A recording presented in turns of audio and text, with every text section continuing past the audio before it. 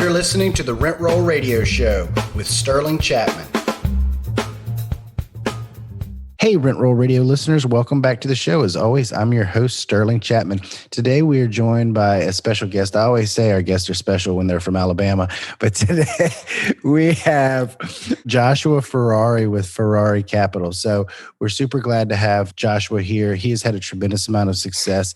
He's done a phenomenal job raising capital over the last few years, and I believe he's actually from Indiana, so don't let that Southern accent fool you. Joshua, welcome to the show. What is going on? I am actually not from Indiana. I'm technically from Memphis. It's what I tell most folks, but my dad was in the military. We kind of lived a little bit everywhere, but Memphis is where we live the longest. That's where they still live. And I've been living in Southern Alabama for about 4 years now. Awesome. Well, great to have you. Can you tell us the rest of your story? Kind of where you started, how you got interested in real estate, what you did before, and just kind of help bridge the gap for us? So literally last night was the first night that I ever even found out about real estate. And then today I've got 90 units, $7 million raised. It's great. Overnight success. No, I'm just kidding. So it's a little over 3 years ago when I had decided or had this idea implanted in my head of what real estate even was, like what that was all about. And 6 months prior, I had just moved out of my parents' house from Memphis to move down here to Mobile after having graduated college to start what I thought was going to be this long-standing career as an aircraft technician in aviation. So moved down here by myself initially, lived in an apartment to start working. And then that November, I got married, went on our honeymoon. About early December, we finally got her moved down here with me in Mobile. And then that following January of 2018, one weeknight, my dad calls me up and tells me that him and my mom have something that they need to tell me, hey, we got something to talk to you about. I'm like, what the heck is this going to be about? And they were like, we're getting ready to pay $40,000 to go through this course that's going to teach us everything we need to know, how to flip houses. And I was like, what? Flip houses? Where is this coming from? Where's the $40,000 coming from? How do you know that this course is the right course? How do you know you're really going to make this thing work? I had all these questions. So the conversation ended up being this 4-hour long conversation. And at the end of it, the idea of, investing in real estate was then planted in my head. This is legit. I could seriously do something like this. I was 21 at the time, fresh out of college, freshly married, fresh out of my parents' house. Had no idea what was happening at that time. But now I know, looking back, what was happening is a complete mindset shift and a complete transformation of hey, we're headed in this direction. It's nope, now we're headed way over here. It's way better over here. This is the direction we want to go. So then I was like, okay, I'm intrigued. I want to learn more. I don't know that I necessarily wanted to do flipping, but I know I want to get into real estate investing. So jumped into reading books, listening to podcasts, going to local meetups. I probably read 40 books that year. It was more books than I had ever read in my 21 years of existence. And was going to 3 different local real estate meetups and was listening to the Bigger Pockets podcast and some other podcasts that I had found and trying to absorb as much as I could. We initially got into wholesaling. We tried that for about 5 or 6 months. Didn't close a single deal. Maybe got 6 or 7 deals under contract on the sell side, but no buyers ever bought anything. We tried the JV thing and everything. Nothing, no bites. So said, okay, this wasn't really the goal anyway. We don't want to build a wholesaling empire. That's just another job. We want passive income. So let's save the money we're making and let's buy something. So then 2 months later, we bought a 4-plex that we house hacked and then quote unquote syndicated. Before I really knew what syndication was, I just knew that everyone told me you have to use other people's money. If you don't use other people's money, you'll never be successful in this business. I was like, well, I know my dad's in real estate, so why don't I call him up and see if he'll help me out with this down payment? Because I didn't have the money at the time. So I called him up and he was like, yeah, that sounds great. And I gave him a little piece of equity in the deal in exchange, and we were off to the races. Our very first investment, ready to go, all excited. Well, that deal ended up being a living nightmare, and that's a whole nother story that we can talk about if you want. But about 6 months into I that deal, absolutely want to, by the way. about 6 months into that deal, we were continuing to educate ourselves on what was possible, I guess, and kind of the direction that we wanted to head in. And I remember stumbling across syndication because we bought this fourplex, so we knew we liked multifamily. So that's what I was continuing to try to learn about. And I remember stumbling upon syndication, and there just so happened to be a guest speaker from Pensacola coming over to Mobile to speak on multifamily syndication. The fact that he had done like 1,200 units or something, and they gave a little bio about him. Well, this guy seems like he knows what he's doing. I'm gonna go to this meetup. So I go to the meetup. The meetup ends, and I was just like, Who was that? It's Jeremy Hands. Okay. I was just like dumbfounded. Like, holy cow, this is the direction I'm going to head in. This is what I need to do. Like, it just solidified everything that I had learned up to that point. So I ended up going up to talk to the speaker after that and found out that we both had aviation in common. He's actually a naval helicopter pilot. And that's kind of how we clicked. And then he let me take him out to lunch that next week. And he's kind of been like my mentor ever since. So now I know I want to be in multifamily syndication. Now I've got this somewhat of like an organic mentorship relationship, and I'm ready to go. I'm all excited. I want to just continue absorbing as much information as I can and buy that next deal. Well, then it ended up taking probably about another 6 months to a year before we actually bought a deal that was a syndication. And I had a different partner that wasn't my mentor that I was partnering with to buy that deal. And that deal was a 21 unit single family portfolio. And I met that partner through Bigger Pockets, interestingly enough, because he lives in Gulf Shores. I'm in Mobile. We're like 30 minutes apart. And he met me on an international website. I always just think that's funny. But that's kind of how we met. So we partnered, did that 21 unit single family portfolio. Then the next deal that we got took about another year to get. And that was actually our first multifamily. And that was when we brought on our third partner. Now there's 3 of us. We've since closed a 42 unit apartment complex, a 34 unit apartment complex. We've got another 148 units under contract. Another 88 units we're probably going to get under contract today, if not early next week. And then we actually have a single family luxury flip that we're about to close on probably Tuesday of next week, which is kind of a one-off. It's not really something we're striving to, look for, but it's going to be a quick $1 million for us. So it was one of those things we couldn't really pass up, take that money, dump it back into multifamily. And then our goal this year for 2021 is actually to reach 1,000 units. Oh, wow. Okay. Sounds like you've been busy. There's a little bit. So let me start from the beginning. I want to hear about what went wrong in that fourplex. I think what went wrong was everything. I mean, because I ended up having to be the jack of all trades in this deal. I thought that we were only going to have to manage the property. Since we were going to live there, I didn't think it would be that big a deal for us to property manage. And I was like, it could save us a little bit of money. It'd be great. And that we'd have the general contractor and everyone else handling all the renovations. And I would just kind of be managing the general contractor. Well, that kind of turned into a big fiasco because we did a 203K FHA loan, which is a paperwork nightmare for those that have not done that before.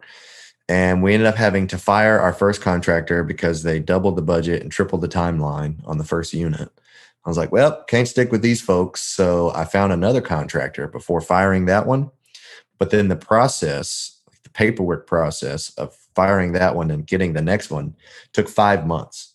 So during that 5 months, the FHA, HUD basically said, hey, you can't have anyone work on this property while we're going through this paperwork. And if you do, we're not paying for it. And all of my renovation money was in that loan, in the renovation side of that loan. It's like, what do you mean you're not going to pay for it? So we had to start getting credit card debt. We had to start getting personal loans, and I had to start picking up the hammer. I just thought, hey, if I can fix an airplane, I can fix a house. It can't be that difficult. So I just started going to YouTube University, and I became the carpenter, the painter, the electrician, the sheetrock guy, everything. I literally became the jack of all trades. Sounds passive. Yeah, totally passive. Totally passive. So that was one big fiasco that we didn't really account for. The loan that we got and then the work that it was going to take to actually renovate this house. Because when we bought it, none of the units were livable. And I'm thinking from everything I've heard that you want to buy the ugliest house you can possibly buy, because that's where you can get the most value at. I was like, heck yeah, none of these units are livable. Like there's tons of value at here.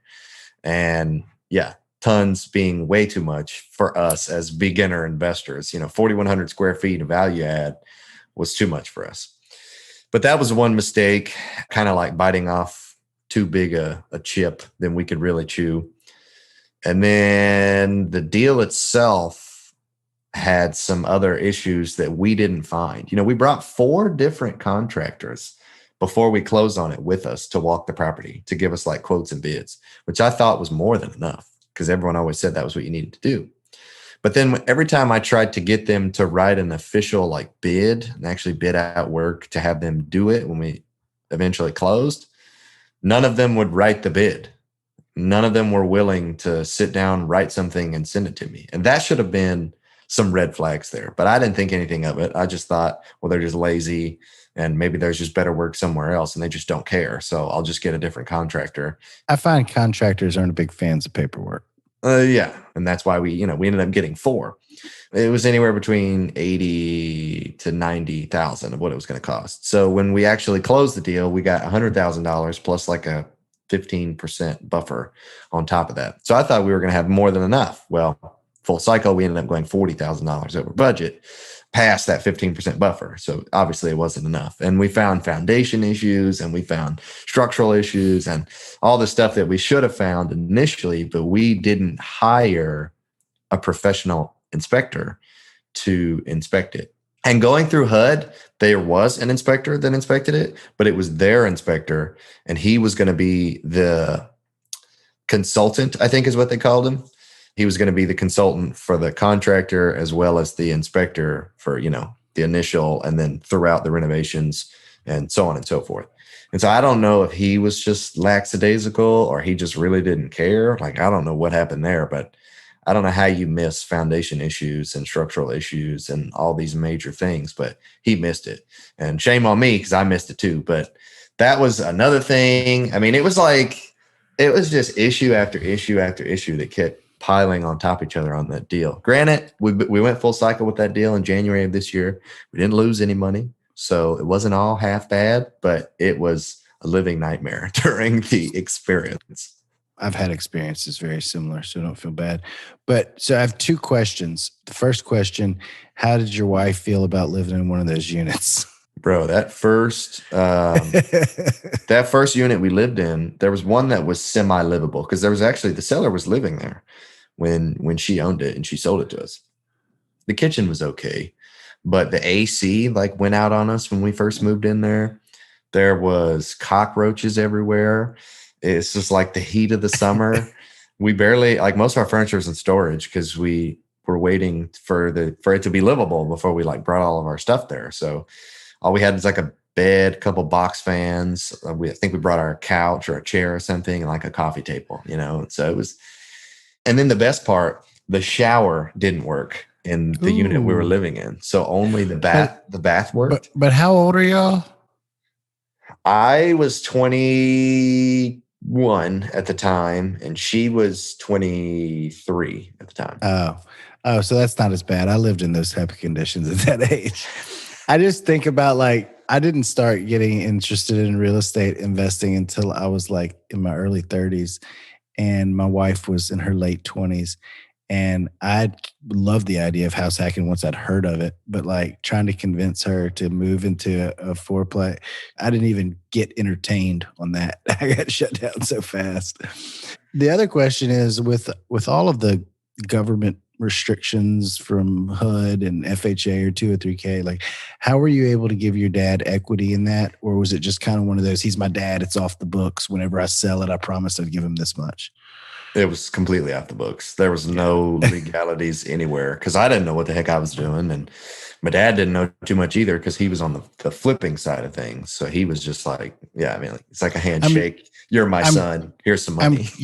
I'm curious, how has the flipping gone for him? For him, it's going okay. They kind of died off a little bit on the flipping side and they went more rental because that was what Cool. they wanted to do eventually either. So they've Sure.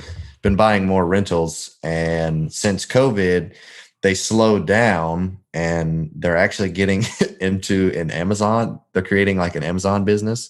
And then they want that business to feed into real estate. So they're like taking a break from real estate and while they're doing the Amazon thing, and then they want the Amazon money to take them back into real estate. It's kind of interesting. So they're doing that, but also I guess they're not completely taking a break from real estate. Maybe they're taking a break on the active side, but they've invested in a few passive deals with some sponsors. So Cool. Cool. I'm assuming you're one of those sponsors. I'm actually not. They will not. They didn't want to. Yeah, they didn't want to give me that amount of money yet until they saw that I had a track record of success. I'm like, wow, my own parents don't even trust me. Like, Yeah. crazy. So let's go on to the other deals. So my question, first of all, I think I know part of the answer to this question is, so it's around deal flow. And it seems like you've raised a significant amount of money, and not to belittle that, that's huge. But it seems like the big challenge these days for most folks is more deal flow. Like there's so much money in the market and nowhere to put it. And I know I've had a tremendous amount of struggles, finding enough deals to place everybody's money. So, but you seem to be buying them left and right. And I'm just curious as to kind of like what your procedure around that is. And I'm wondering, do you think that part of that is the market that you selected, because it's a smaller market? I think it's a great market. We've entertained it. We've just never gotten around to looking there.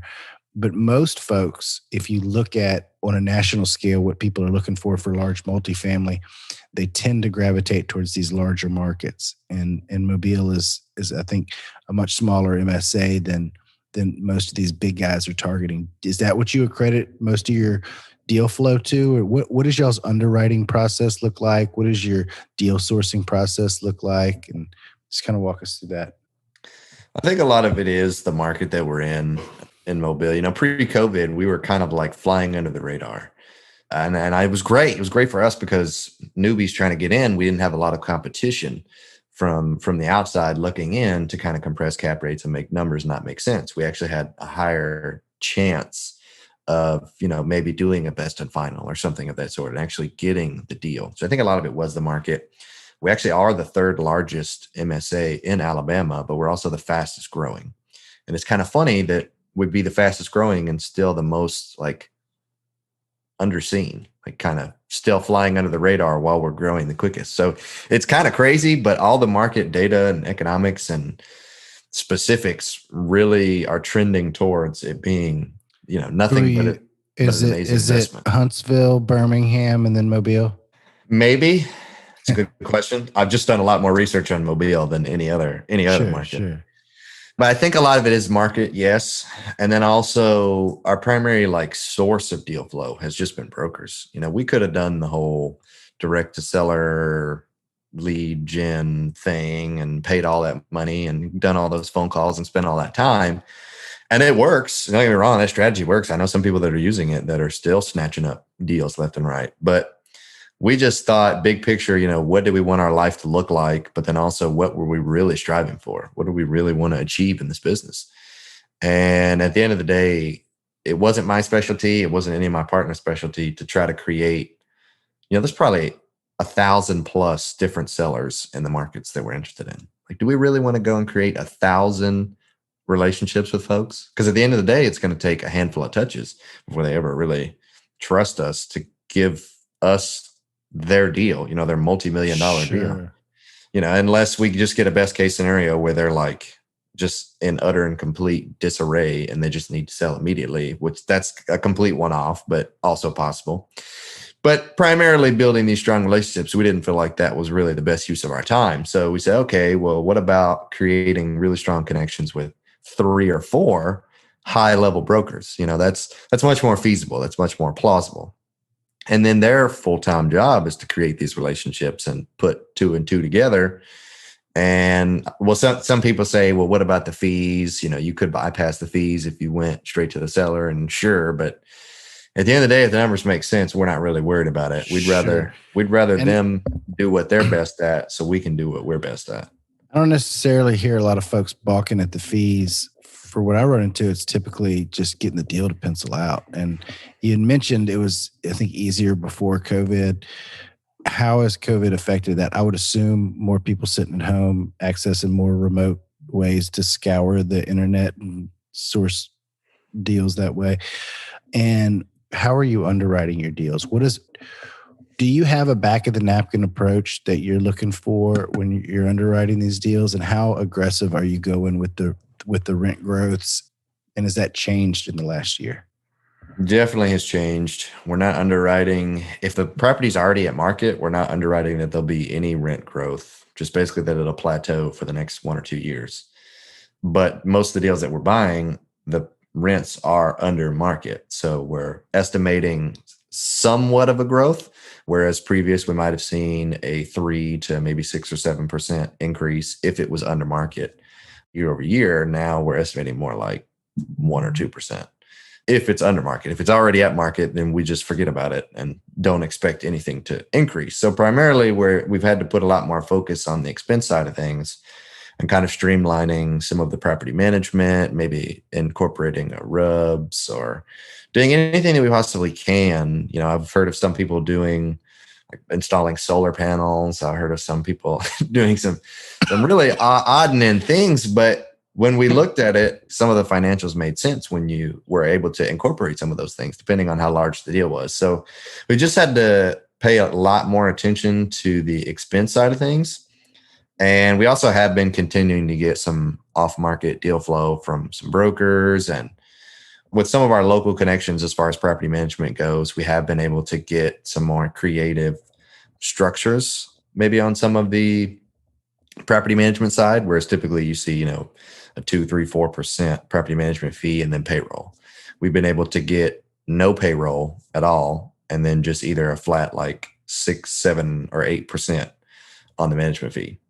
So that's helped tremendously with some expenses. And then streamlining some other things. My partner's got a ton of great connections with contractors and other folks, and he's got different connections with some materials because materials have been going up. So we've been getting some 20 Have they been going up? some 20 to 30% discounts on some different materials. So we're just having to really asset manage now. Previous for the last decade, you could be Joe Blow, buy a deal, do nothing to it, and make money. But now where you're really seeing who's really a great asset manager in these deals. And that's going to determine, first of all, whether or not you're going to be able to buy something if you have the creative juices to be able to make it work. But then also, if you already have something, if you're going to be able to make it continue to work, or if it's going to just fall apart in your hands. Yeah, absolutely. So you mentioned value add. Is that something that y'all focus heavily on is value add, or everything's value add, I guess? My question is around renovations specifically. Are you focusing on renovations or just operational efficiencies? Probably a little bit of both. I guess more of what we've seen here recently has been some operational efficiencies. But almost every deal that we buy has some sort of value add. Even if it's already say all the interiors are already kind of renovated to standard, to market standard. And, we could put stainless in there or marble countertops or whatever, but would that really increase the value? Probably not for the area. So in those kind of circumstances, can we just give it a new paint job? Do we think a new paint job will make it look more appealing, or could we add one specific amenity, or, how does the parking lot look? Does it need redone? Or say there's a laundry room and all the laundry units are kind of outdated. Maybe they just need to be looking fresh, new, and nice. And so it's like some things that are maybe already there, but we're making it more efficient by making it, nicer. And then sometimes that increases, NOI, sometimes it doesn't. Sometimes it increases, if they've got like occupancy issues and we're able to add something like that in there, then it just increases desirability, which will help us get a higher level of tenant. And then, especially during COVID, with some people not paying and there being this whole eviction moratorium thing. Have you had issues with that? We have had slight issues. I'll say 2 to 3% probably of our total portfolio of some people that just either A, refuse to pay because we know they're getting money from stimulus, or B, are saying that they're just struggling financially and they can't pay. And so we've tried like cash for keys. We've but drive up with their brand new car. We haven't seen that. We have not seen that yet. But if we did, that would be another story. What type of returns are you projecting? Maybe for somebody out there that doesn't know much about syndication, or doesn't really understand what the industry standard is, or how much passive investors in real estate syndications make. What does your typical deal look like to a passive investor? What projected returns are you underwriting? And an average general, I imagine you probably stay within certain parameters. I'm just trying to, maybe any of our listeners out there that aren't familiar with this game, what they could expect if they were to reach out to you and find out more information.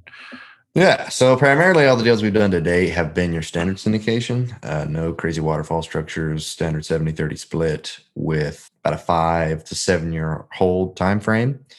And so in that time frame, we typically won't do a deal unless we're at least doubling our investors' money. So you're typically going to see anywhere between 8 to 15% cash on average year over year. And then total ROI at the end of it being you get all of your initial investment back plus double. If you invested $50,000, you get the $50,000 back plus another $50,000 over that full, 5-year time frame. That's typically been the deals that we've done to date. But this 148 unit we got under contract is going to be completely different and unlike any other deal we've ever done before. And it's probably because we brought in a KP team to kind of get us over that threshold. It's a bigger deal than we've ever done before. And then it's needed a little bit higher level of thought. Finance finesse. As well as, some of that finesse. So brought them on, and not only were they kind of handling a lot of the KP side of things, but they've also kind of been the brains of, giving us some ideas, some thoughts on what we could potentially do with this deal. Well, they introduced us to this waterfall structure that I feel like I might have heard once before, but never really thought it was something I'd ever be able to implement, but then realized that there's actually a lot of benefits to this. So anyhow, it's actually going to be a long-term hold, 10 to 30 year hold. Wow. Are you doing a refi to return investor capital? Yes. Nice. So in the first through third year, the goal is to do a refinance to return all of initial member capital invested. So we'll also have a 10% pref. So they should get a minimum of a 10% year over year during that time frame. Plus, whenever we do the refi, they'll get their full, say, $50,000 back. So now they got their money back. They can use that to reinvest into another deal we have, or keep it, or exponentialize it elsewhere, or do whatever they went with it. They're made whole again. There's no risk in the deal. Well, now the cash flow split is going to invert. So instead of it being 70-30 LP-GP, it's going to be 70-30 GP-LP. So now us as GPs are going to get 70% of the cash flow for the life of the deal, and they're going to get 30%. But the equity is still going to stay the same. So on the depreciation side, on the tax side of things, they're actually going to be able to still retain that 70%, equitable share of actual taxable depreciation. So it's more of like a tax play, long-term tax play, plus you're getting all your money back, plus we're avoiding capital gains because we're not selling. So with the refinances throughout the life, the 10 to 30 year life frame, they're going to be able to see continuous like lump sums of cash back, plus, the infinite returns that they'll be getting because they've been made whole and now they're getting 30% cash flow, plus not having to pay capital gains, plus retaining their 70% equity for depreciation over the life of it. And then our benefit and our desire to continue holding and managing for 10 to 30 years is that we just invert the cash flow. I've never heard of that before. I hadn't either. And it's really exciting. And I'm ready to jump into that. That is interesting. I'm going to have to dive more into that. So what is next for you guys? Man, next step, we actually just wrote our Vivid Vision about a month-ish ago. I don't know if you ever read the book Vivid Vision by Cameron Herold. Phenomenal book. Everyone needs to read it. I did But not read the book, but I did listen to him get interviewed the other day on Bigger Pockets. And I recall Brandon Turner talking years ago about writing his, and I've been wanting to hammer one out. So it's been on my to-do. Is the concept basically enough explained, or do I literally need to go read the book before I do it? I think it's explained, but I think the book helps a lot. It helps you get in that mindset of what it's going to look like, feel like, smell like. It helps you get in this mindset of needing to create one. Because if you don't read the book, I mean, it seems like you heard about it and you knew about it, but how long you still haven't done it, Fair enough. Reading the book kind of like pushes you over the edge. Like, holy cow, I need to write this thing, need to take the time. And honestly, I read the book a year and a half ago, and then I settled for bullet points for a full year. My wife and I just put bullet points together because I've never been a copywriter. So, well, this will be good enough. And it wasn't good enough. So I actually sat down and wrote out, it took me a couple of weeks, but put it all together, got my partners in on it. And now it's like, wow, like this is seriously the vision of where we want to be and where we're headed. So, I mean, basically, we're looking to achieve in the next 3 years, $75 million of assets under management. We're looking to get to a point where we can have $2 million of revenue is the word we used in the Vivid Vision, but it's kind of hard. I've had a few people ask like, well, wouldn't that be more revenue than 2 million if you got $75 million? And I'm like, yes, but basically what we're saying is $2 million worth of sheer profit just for the GPs. Yeah. So $2 million worth of profit. We're looking to, it's called net income. Yeah, net income. Looking to give about $100,000 to different charities. We're looking to add about another 2-3 individuals on our team over the next 2 to 3 years to help streamline some of this and really turn this into a business, into a system. What else are we looking to do? We're looking to continue to grow our following. I'm looking to reach over 2-3 million people on my podcast. I think the biggest thing not only is getting to 75 million and continuing to grow this thing, but one of the things I think we're most excited about is one of our goals is to be able to raise, we didn't put a specific number on it, but a multi-million-dollar deal, where we need $2, $3, $4, $5 million. We're going to be able to raise that in a 24-hour time frame by 3 years from now. I mean, you go pick up one of the 4,000 family offices in the country. They can write that check in 15 minutes. Well, yeah, but we want to do it with our own investor database to where it's like everyone's coming to us, all at once. And we're like, yep, we're done cutting it off. We got all the money we need. That's kind of where we're headed. But then in the near term, like I had mentioned earlier, this year, we're looking to get 1,000 doors. And primarily that comes from myself and my wife and one of my partners are really wanting to get out of our W-2 this year so that we can go full time in this business. Awesome. So real quick, I want to hop over to our radio round to help our listeners get to know you a little bit better.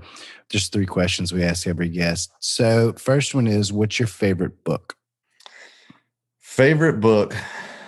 I already said Vivid Vision. So I'm going to say Extreme Ownership by Jocko Willink. That book had the biggest impact on me last year, and it continues to have the biggest impact on me. And I wasn't able to use it per se with kids or with like a whole team because we didn't really have like a whole team at the time, at least when I read the book. One place that it did impact me the most was in my marriage, taking extreme ownership in my personal, like just in every aspect of life. I tried to incorporate it anywhere I could. And I think it helped a lot, swallowing that pride and taking ownership of all your shortcomings. Absolutely love it. It's a great one. What's your favorite quote? I actually got it up here on my wall. It's losers quit when they're tired and winners quit when they've won. And the first time I ever heard that quote, I was like, that winners don't quit. That doesn't even make sense. If you're a winner, you don't quit.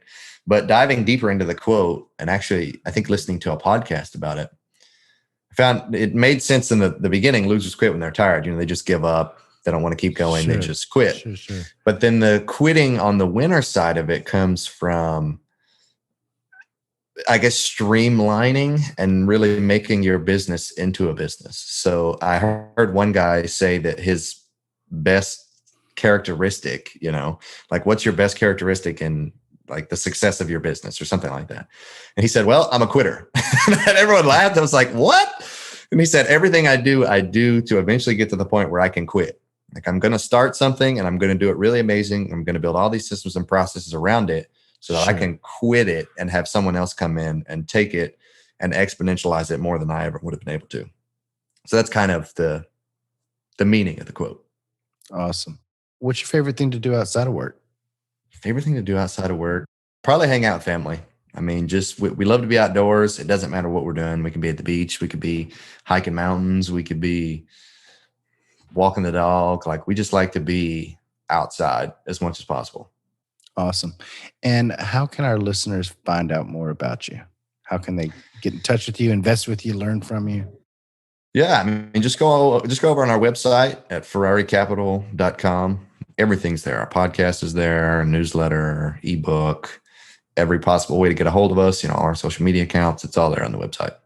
Awesome. Josh, thank you so much for joining us today. I really enjoyed it. I always love interviewing other folks from my I call it my neighborhood or my neck of the woods, the folks down here on the Gulf Coast. Every time I get somebody from Alabama or the Panhandle of Florida on the show, like, there's just an automatic kind of like kindred spirit. I can feel like we run in a lot of the same environment. So awesome having you. I learned a ton. Super excited about all your accomplishments and super excited to follow you in all your future ones. So we definitely look forward to keeping up with you on your journey. Absolutely, man. Thanks for having me on. Thanks for tuning in to the Rent Roll Radio Show, brought to you by Crestworth Capital. We hope you enjoyed the show, and if you did, please hit the subscribe button and leave us a rating and review. You can also visit us at crestworthcapital.com or rentrollradio.com, or follow us on Facebook at Rent Roll Radio or at Crestworth Capital. If you would like to reach us, feel free to shoot us an email at info@rentrollradio.com or sterling@crestworthcapital.com. We hope you come back next week to join us on some more of our journey. Until then, happy investing.